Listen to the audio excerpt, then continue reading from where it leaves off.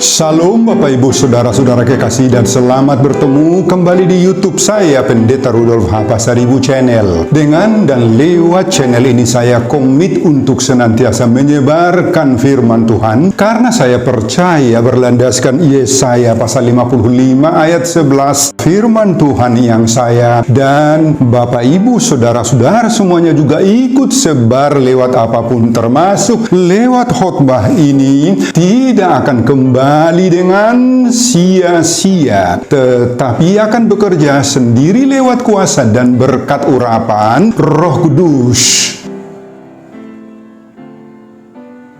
Mari Bapak Ibu, Saudara-saudara semuanya saya ajak membantu saya menyebarkan firman Tuhan khotbah di pertengahan minggu ke-6 sesudah Trinitatis 12 Juli 2026. Terambil dari kitab Ulangan pasal 15 ayat 6 sampai 11. Dan bacaan dari 3 Yohanes pasal 1 ayat 5 sampai 8. Di Katolik topik atau tema saling menolong. Dalam bahasa Batak Toba dituliskan marsiurupan. Sebaca untuk kita, simaklah pembacaan firman Tuhan berikut ini. Judul perikop Ulangan pasal 15 ayat 1 sampai 11, tahun penghapusan hutang. Khotbah kita ayat 6 sampai 11. Apabila Tuhan Allahmu memberkati engkau seperti yang dijanjikannya kepadamu, maka engkau akan memberi pinjaman kepada banyak bangsa, tetapi engkau sendiri tidak akan meminta pinjaman. Engkau akan menguasai banyak bangsa, tetapi mereka tidak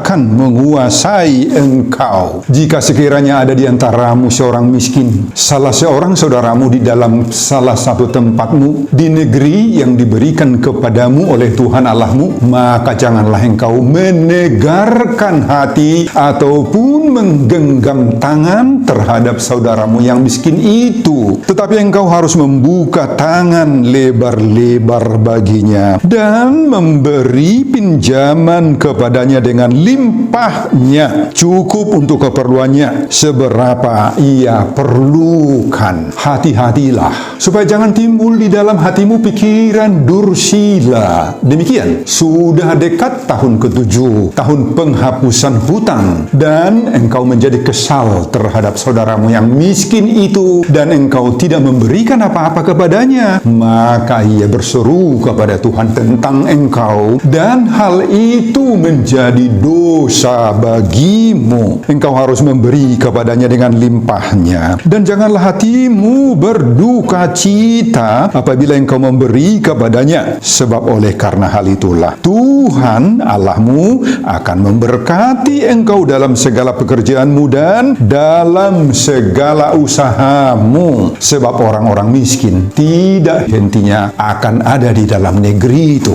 Itulah sebabnya aku memberi perintah kepadamu demikian, haruslah engkau membuka tangan lebar-lebar bagi saudaramu yang tertindas dan yang miskin di negerimu. Nah, Bapak Ibu dan Saudara-saudara, demikianlah nats khotbah kita di pertengahan minggu ke-6 sesudah Trinitatis 12 Juli 2026 dihubungkan dengan topik saling menolong, marsiurupan. Nah, Saudara, pada saat nats khotbah ini ditulis oleh Musa, bangsa Israel sedang berada di padang gurun dan sedang dipersiapkan oleh Musa untuk memasuki tanah perjanjian, tanah Kanaan. Di saat itu Tuhan memberi berbagai hukum yang harus dijalankan oleh orang Israel, baik semasa di padang gurun itu, apalagi setelah nanti berada sudah tiba di tanah perjanjian itu. Hukum-hukum itu bukan saja hanya menyangkut peraturan-peraturan agama, ibadah, doa-doa, dan hari-hari raya penting, bukan. Tetapi juga tentang hukum-hukum, peraturan tentang kehidupan sosial, kehidupan ekonomi, kehidupan bermasyarakat, kehidupan bagaimana bagaimana memperlakukan sesamanya, terutama yang lemah dan yang miskin, khusus dalam nats khotbah kita. Ulangan pasal 15 ayat 6-11 disampaikan oleh Musa hukum-hukum, aturan-aturan, dan kehendak Allah yang harus diterapkan oleh orang Israel terhadap sesamanya, khususnya kepada mereka yang berkekurangan, yang lemah, yang miskin. Musa berkata kepada umat Israel bahwa ada banyak berkat-berkat Allah yang membuat orang Israel menjadi bangsa pemberi dan bukan bangsa peminta. Oleh karena itu, melalui Musa, Tuhan memanggil, mendorong, mengajak, serta menyemangati orang Israel senantiasalah siap, radema, dalam bahasa Batak Toba, dengan sukacita untuk membuka diri, membuka tangan, membuka dompet, membuka kantong bagi orang-orang yang berkekurangan, yang membutuhkan, yang miskin. Nah, kenapa Musa menyemangati bangsa itu dahulu kala, dan bahkan penyemangatan Musa di kala itu berpindah sekarang menyemangati kita juga kini dan saat ini, saat sekarang ini, saat kita sedang mendengar khotbah ini juga kita disemangati, Bapak Ibu. Alasan paling utama adalah semua ayat-ayat dalam khotbah ini menegaskan bahwa kemiskinan itu selalu ada, selalu menimpa banyak orang. Kapan, di zaman mana, dan dimanapun manusia, orang-orang, bahkan kita tinggal selalu akan menemui, bertemu dengan orang-orang yang mengalami tantangan, pergumulan, kemiskinan materi, moral, mental, dan iman. Untuk itulah Tuhan lewat Musa mendorong agar umat Allah saat itu, yakni orang-orang Israel, dan kita orang percaya, orang Kristen di saat ini, harus hidup dengan hidup yang bermurah hati, yang harus rela, narade, siap memberi tumpangan tanpa bersungut-sungut, dan mau terbukalah menjadi saluran berkat. Nah, saudara, memang tidak dapat disangkal bahwa dalam dunia modern seperti kita sekarang, di masa dan di mana kita sedang hidup ini, kita hidup di zaman yang paradoks, yang bertentangan satu dengan yang lain. Mana paradoksinya? Perkembangan sains, ilmu, pengetahuan, teknologi, dan berbagai-bagai kemajuan atau modernisasi ini akan selalu memungkinkan semakin menipisnya kepedulian dan terjadinya degradasi, penurunan, tergerusnya rasa saling kasih mengasihi, rasa hormat menghormati itu. Di zaman maju ini, Bapak Ibu, pasti memungkinkan semakin menurunnya nilai-nilai dalam menghormati sesama. Sebaliknya justru apa yang berkembang? Berkembang rasa egoisme, individualisme, holang menariho dirinya sendiri nama cormon. Hilang rasa perhamaranggion yang wajar. Nah, banyak orang berkata sekarang, setiap orang urus dirinya sendirilah, katanya. Gak usah urusin orang lain, katanya lagi. Nah, pikiran seperti ini selalu muncul dalam diri banyak orang, Bapak Ibu. Oh, saudara, puji Tuhan. Firman Tuhan ini tidak hanya menyadarkan umatnya, orang Israel di saat hidup di padang gurun itu, agar mau terbuka mengasihi, menolong orang lain. Tetapi juga bagi kita di saat ini, Tuhan memanggil umatnya, memanggil kita, memanggil orang-orang yang hidup di zaman modern, yang harga kasihnya sudah tergerus, untuk hidup saling menolong, saling mengasihi, saling membantulah sebagai wujud iman yang nyata. Nah, ilustrasi pembuka sederhana. Ada cerita tentang dua orang yang berjalan di salju. Saat salah seorang hampir mati kedinginan, mulai jatuh terjerembab. Temannya yang satu lagi memegang tangannya dan menopangnya tetap berjalan meskipun pelan-pelan, dan mereka tiba. Nah, karena kedua mereka sudah saling menopang, maka keduanya selamat, Bapak Ibu. Menolong orang lain seringkali bukan hanya menyelamatkan dia, tetapi juga justru dia menyelamatkan kita lagi dengan menghangatkan hati kita yang tadinya dingin oleh berbagai-bagai kondisi pahit. Nah, saudara, mari kita masuki konteks nats khotbah kita ini. Pada ayat 6, Israel dijanjikan akan diberkati sehingga bisa menjadi tanda kutip pinjaman kepada bangsa lain. Apa maknanya? Maknanya Israel diberkati untuk memberi. Tuhan memberi berkat, tanda posisi unggul itu agar menjadi berkat. Nah, ini aplikasinya untuk gereja. Gereja harus menjadi juga saluran berkat. Kemudian pada ayat 7 dan 8, Tuhan melarang umatnya menutup hati terhadap saudara-saudara yang miskin. Umat harus membuka tangan lebar-lebar dan memberi sesuai kebutuhan. Apa maknanya? Jangan menolak orang-orang miskin. Jangan menghindari mereka. Unak pada udau diri misia jolma molo dibotoho si pugus-pugus ibana. Nah, Bapak Ibu, membantu mereka lah. Maulah membantu mereka tanpa diskriminasi, membeda-bedakan. Inilah panggilan misioner sosial gereja. Gereja harus hadir bagi orang yang miskin, bagi orang yang tertindas, bagi orang yang mengalami tantangan dan pergumulan. Nah, Bapak Ibu, ayat 9 mengatakan, peringatan agar tidak menahan pemberian itu.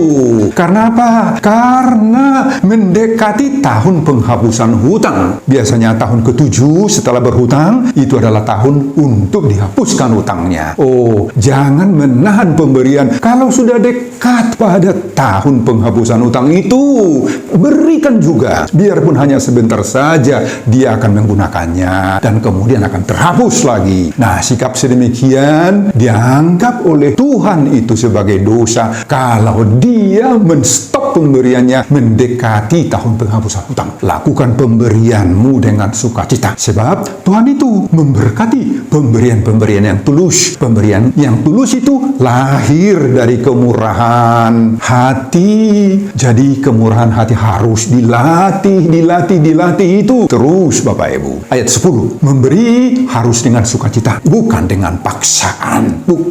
Tuhan memberkati setiap pekerjaan yang dilakukan dengan hati yang tulus. Akan diberkati itu oleh Tuhan, Bapak Ibu. Hidup bermurah hati itu membuka pintu berkat-berkat Tuhan itu bagi kita, bagi si pemberi tompangan itu.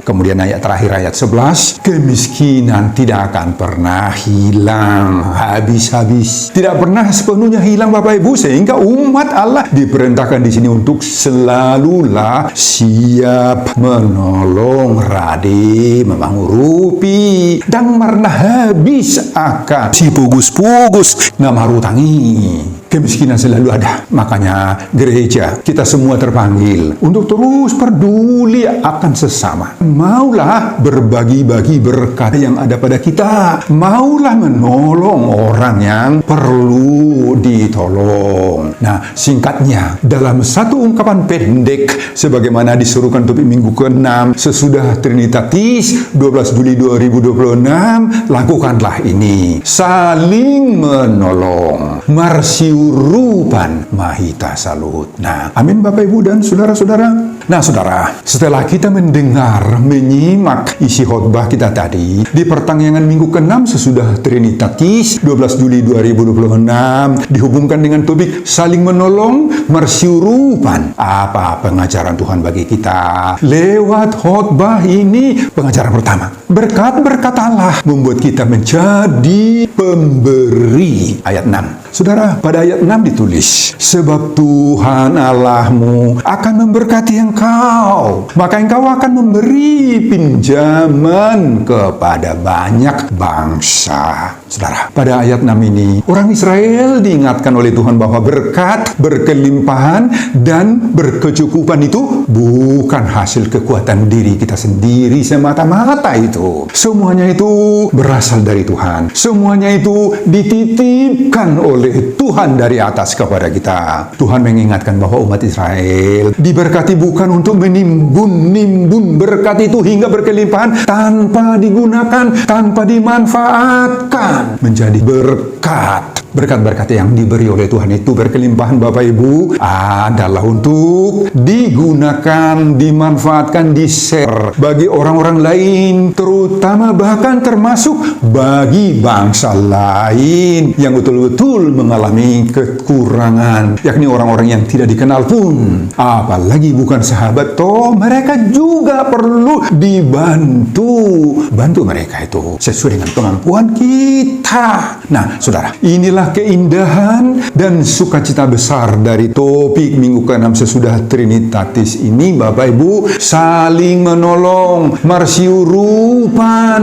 Nah, bagaimana itu kita lakukan? Bagaimana? Nah, saudara, saling menolong itu lahir dari kesadaran bahwa semua berkat-berkat itu berasal dari Tuhan. Kita sudah katakan tadi, itu titipan dari Tuhan. Makanya lewat khotbah ini kita sekarang diingatkan. Seringkali ada orang di zaman modern ini yang merasa enggan menolong. Mereka mengatakan, oh, ini kan hasil kerja keras saya.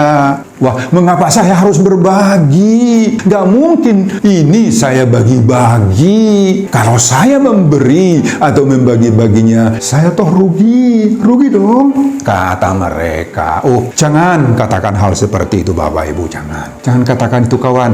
Jangan berprinsip seperti itu, teman. Firman ini mengajarkan, mengingatkan kita hanyalah pengelola berkat Tuhan itu, bukan pemilik mutlak apapun yang ada pada kita. Apapun yang ada, kita miliki. Rumah yang bagus, penghasilan yang rutin mengalir terus, uang di deposito terus bertambah di bank, kesehatan kita, kemampuan bekerja kita terus semaksimal mungkin terjadi. Nah, usaha bisnis kita jalan. Oh, semuanya itu adalah berkat-berkat Tuhan. Nah, jika semuanya itu dari Tuhan, maka semuanya juga bisa, wajar, dan harus dipakai untuk menolong, membantu, mengurupi orang yang patut kita urupi, kita tolong. Nah, saudara, pertanyaan untuk kita renungkan sebagai refleksi iman, apakah berkat yang Tuhan titipkan itu sudah menjadi saluran berkat bagi orang lain? Kita lakukan, kita berikan.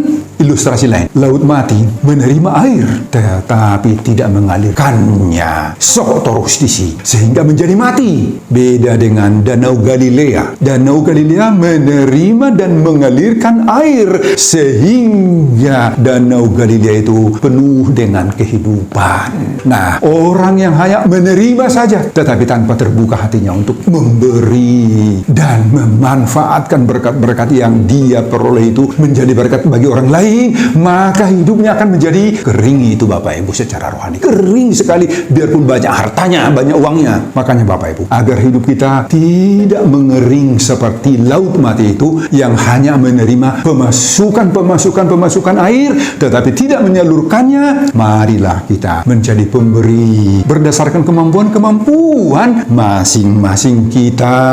Dengan sikap seperti itu kita sudah menerapkan topik minggu ke-6 sesudah Trinitatis 12 Juli 2026, saling menolong, marsiurupan. Amin, Bapak Ibu dan saudara-saudara. Pengajaran kedua, jangan menutup hati terhadap sesama, mari saling tolong menolong. Ayat 7. Saudara, pada ayat 7 Allah melarang umat menutup hati terhadap saudara-saudara yang miskin. Di sana tertulis, janganlah engkau menegarkan hati ataupun menggenggam tangan. Nah, di sini ada dua larangan. Pertama, jangan menegarkan hati. Ini menggambarkan kekerasan hati. Hati yang tertutup ini, tersumbat itu, Bapak Ibu. Kedua, jangan menggenggam tangan. Nah, ini menggambarkan bukan hanya pelit, bukan hanya menahan bantuan, tetapi menggenggam ini mau bermusuhan dengan orang lain. Nah, saudara, apa yang mau diajarkan oleh nats ini bagi kita? Aplikasinya, jemaat kita, semua pendengar khotbah ini diajak sekarang untuk PK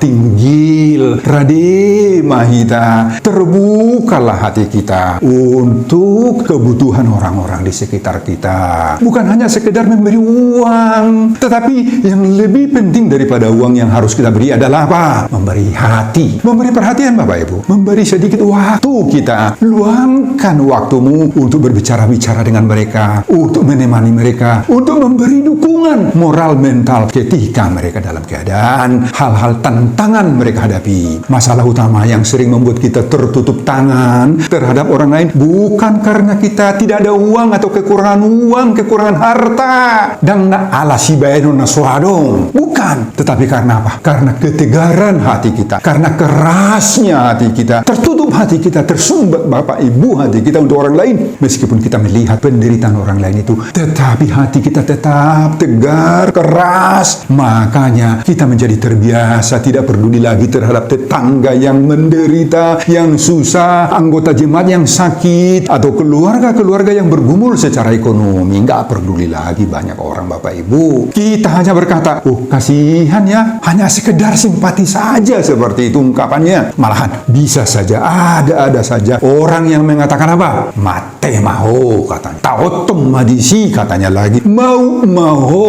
ninna dope. Nah saudara, lewat khotbah ini Tuhan memanggil kita bukan hanya sekedar bersimpati, hanya menunjukkan ucapan-ucapan seolah-olah sepertinya kita merasa juga ikut menderita, padahal tidak. Tetapi sekarang kita diingatkan oleh khotbah itu supaya kita bisa memunculkan simpati dan empati. Empati itu nampak bukan hanya dalam soal bicara saja, perasaan saja, tetapi ada tindakan yang bisa kita lakukan. Apapun itu Bapak Ibu. Memang seringkali pertolongan terbesar yang harus kita lakukan itu bukan saja dalam wujud uang, donasi, bantuan materi, tetapi justru memberi perhatian, menyisihkan waktu, menyertai mereka, mendampingi mereka di kala menghadapi tantangan, bahkan kita hadir membawa doa. Nah saudara, tindakan yang seperti itulah yang dikehendaki dan yang diserukan oleh topik minggu ke-6 sesudah Trinitatis 12 Juli 2026 ini, saling menolong, marsiurupan, agar terciptalah saling mengasihi di antara kita. Amin Bapak Ibu dan saudara-saudara. Pengajaran ketiga, memberi dengan sukacita, membuka pintu-pintu berkat. Ayat 8-10. Saudara, pada ayat 8 ditulis, tetapi engkau harus membuka tangan lebar-lebar baginya. Nah, saudara, usaha dan perbuatan saling menolong, namarsiurupan ini, sebagaimana topik minggu ini, harus diwujudkan dalam tindakan nyata dan dengan murah hati. Perhatikan, Tuhan tidak berkata, kalau mau, tolonglah sesamamu. Oh, bukan seperti itu Tuhan katakan. Tetapi harus membuka tangan sebagai gambaran dari keterbukaan hati kita itu, tanpa neko-neko, tanpa banyak berpikir, tanpa ada yang harus diharapkan sebagai imbalan balas budi kebaikan kita. Bukan. Nah saudara, inilah penampakan kasih sejati itu. Kasih sejati bukan hanya sekedar teori, rumusan kata-kata yang enak, yang indah-indah saja, tetapi selalu harus terlihat dan terwujud itu dalam tindakan-tindakan kita. Dilakukan itu dengan sukarela, sukacita, tidak mengharapkan balas budi. Sekali lagi, tidak bersungut-sungut, tidak menghitung-hitung untung ruginya. Nah, ilustrasi lain, ada seorang anak kecil yang dengan sukacita memberi uang jajannya dari kantongnya kepada seorang ibu yang dia lihat di sana panik karena kekurangan uang membayar uang belanjanya. Nah, walau sedikit, ibu itu senang sekali menerima dari si anak itu dan sangat-sangat bersyukurlah ibu itu. Jadi Tuhan memakai ketulusan hati itu untuk pekerjaan besar. Kemudian pada ayat 10 ditegaskan lagi, janganlah dengan berat hati. Nah, apa artinya kalau dikatakan jangan dengan berat hati? Artinya Tuhan melihat apa motivasi hati si pemberi itu. Bukan hanya jumlah pemberian itu yang paling penting, tetapi motifnya apa? Pendorongnya apa? Dan kemauan kita menolong mereka tidak membuat kita miskin, Bapak Ibu. Gak akan kehabisan uang, tetapi justru akan semakin membuka pintu-pintu berkat Tuhan itu bagi kita. Tuhan akan mengalirkan lagi berbagai-bagai berkat dari Tuhan sendiri. Nah, pertolongan sekecil apapun bisa berdampak besar. Tuhan tidak menuntut kita memberi besar-besar. Tuhan menghendaki hati yang rela, yang sudi memberi. Dan itulah penampakan Hataridani seruan topik minggu ke-6 sesudah Trinitatis 12 Juli 2026 ini. Saling menolong, marsiurupan. Amin Bapak Ibu dan saudara-saudara. Pengajaran keempat, pelayanan menolong tidak pernah selesai. Ayat 11. Saudara, pada ayat 11 ini ayat terakhir tertulis, sebab orang miskin tidak hentinya akan ada. Kalau disebut di sini orang miskin, hal itu tidak hanya menunjuk pada kemiskinan materi, uang, akan apugus di sibahenon. Bukan hanya itu. Orang miskin atau kemiskinan di sini menggambarkan hidup manusia yang penuh pergumulan, penderitaan, masalah hidup banyak dihadapinya, dan berbagai-bagai tekanan yang membuat manusia itu menderita. Nah, itu kemiskinan. Dia miskin secara kebahagiaan, damai sejahtera, secara rohani. Dan orang-orang miskin seperti ini tidak akan pernah habis-habisnya sepanjang kehidupan manusia ada di muka bumi ini. Dan oleh karena itulah pula, maka pelayanan untuk menolong orang miskin itu tidak akan pernah selesai.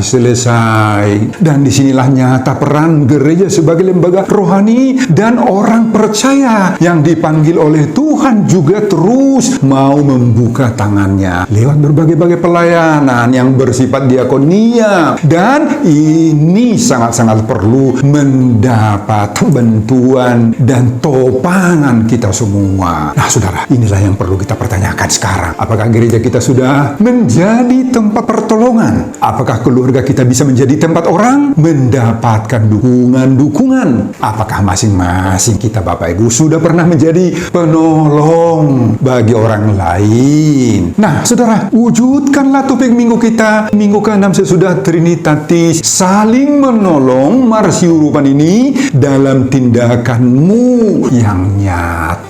Jadikanlah sikap saling menolong itu sebagai gaya hidup umat Allah. Sadarilah bahwa semua berkat-berkat itu berasal dari Tuhan, sekali lagi, dan mari kita gunakan menjadi berkat bagi semua orang dalam wujud saling menolong marsiurupan. Ingatlah, kita mampu menolong sesama karena kita terlebih dahulu sudah selalu ditolong oleh Tuhan, oleh Kristus. Tangan yang terbuka untuk menolong sesama adalah tanda hati yang telah disentuh, diraba oleh kasih Kristus. Mari kita aminkan khotbah ini dengan menjadikan sikap saling menolong marsiurupan ini sebagai karakter sehari-hari kita. Karakter sehari-hari kita, Bapak Ibu, sebagaimana seruan topik minggu ke-6 sesudah Trinitatis 12 Juli 2026. Amin, Bapak Ibu dan saudara-saudara. Sebelum saya mengakhiri khotbah ini kembali, saya mengajak Bapak Ibu dan saudara-saudara untuk membantu saya menyebarkan firman Tuhan khotbah di pertengahan minggu ke-6 sesudah Trinitatis 12 Juli 2026 dari Ulangan pasal 15 ayat 6 sampai 11 ini, agar semakin banyak di antara kita dengan sukacita mau saling menolong marsiurupan, termotivasi lewat khotbah ini. Simak juga video-video khotbah saya yang lain agar Bapak Ibu dan saudara-saudara memiliki sentuhan dan pemahaman rohani yang semakin diperkaya. Buka di YouTube saya, Pendeta Rudolf H. Pasaribu Channel. Selamat mengikuti ibadah pertengahan minggu ke-6 sesudah Trinitatis. Tuhan Yesus memberkati kita. Salam Horas. Amin. Oh Bapa, terima kasih untuk firman-Mu yang kami dengar pada saat ini. Firman-Mu ini Tuhan mengingatkan kami bahwa Engkau memberkati umat-Mu bukan untuk menimbun-nimbun berkat-berkat, tetapi untuk menjadikannya saluran berkat buat sesama kami. Tolong kami agar tidak menutup diri hati terhadap saudara kami, tetapi maulah kami membuka dengan sukacita, dengan ketulusan hati kami memberi dengan sukacita, bukan karena dengan terpaksa, melainkan karena kasih yang Engkau sudah berikan kepada kami. Engkau yang terlebih dahulu Tuhan melimpahkan kasih-Mu bagi kami, biarlah kami juga melimpahkannya itu buat sesama kami. Tolong kami Bapa, supaya lewat diri kami banyak orang yang tertolong, banyak orang yang terberkati, supaya kami menjadi berkat di tengah-tengah dunia ini. Berkati hamba-Mu mempersiapkan khotbah-khotbah berikutnya untuk kemuliaan Tuhan. Amin.